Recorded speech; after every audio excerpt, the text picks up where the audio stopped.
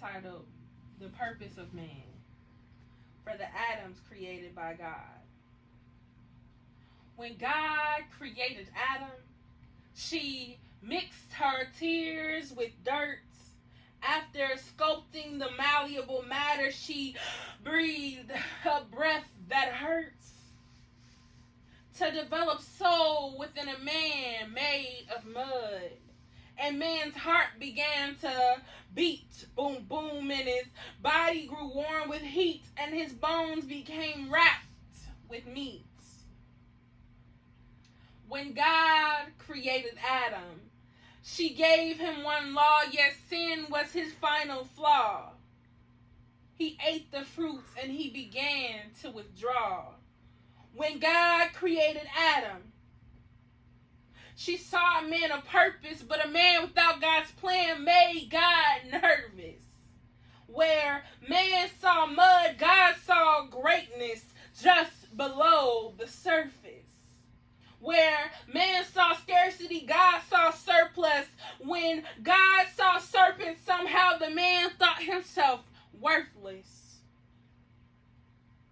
How could a mud man made of tears ever think he ought not cry? How could his fellow brothers accept dry eyes when God created Adam? She never asked that his weeping be denied. For Jesus, God wept, so how dare we subject men to neglect his emotions that act as a devotion to God, not as a demotion or erosion of God's sacred humanity. Who cares about vanity? Because when God created Adam, she cried at his creation. She smiled at his formation. She smiled at his formation. She sang at sounds of his determination. She anxiously dreaded separation. She cared for him not out of obligation. She decided to protect him, no reservations.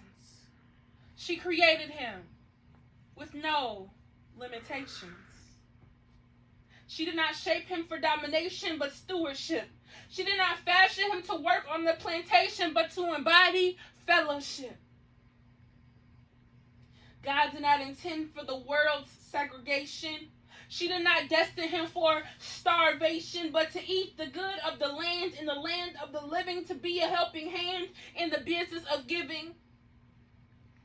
To be just men who take a stand, not to hold grudges, but to be forgiving.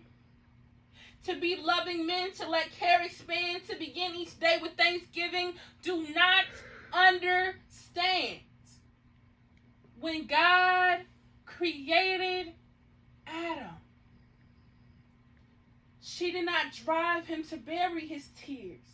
She did not compel him to bury and hide his fears. She did not coerce him to batter the queers. Let's make one thing clear. When God created Adam, she did not create a curse. She mixed her tears with dirt and she produced the man first, so he could be immersed in the joy of being birthed from the scorched earth. When God created Adam, she pressed him into praise. She taught him to rejoice in her ways. She raised him to worship always. She set him on the altar and set him ablaze. When God created Adam, she captivated him with creativity, taking into account his proclivity for going astray, yet she sought to put his gifts on display. When God created Adam, she hoped that his pride would now outweigh his prayer, his peace, his patience. God hoped he'd be gracious in a world so splendidly spacious. For when God created Adam, she cried tears so tenacious. God threw a party with creation that was so ostentatious, so that inspiring his fighting temptation, he could attempt his greatest aspirations. When God created Adam, she mixed her tears with dirt. She breathed a breath that hurts. After sculpting the malleable matter, she breathed a breath that hurts. To develop soul within a man made of mud, not for him to war in blood, but to be planted as a seed of hope, to hug. Not to be slain and slugged, but to be lulled by an everlasting love and embraced by unending grace. When God created Adam. Oh my God. You know what?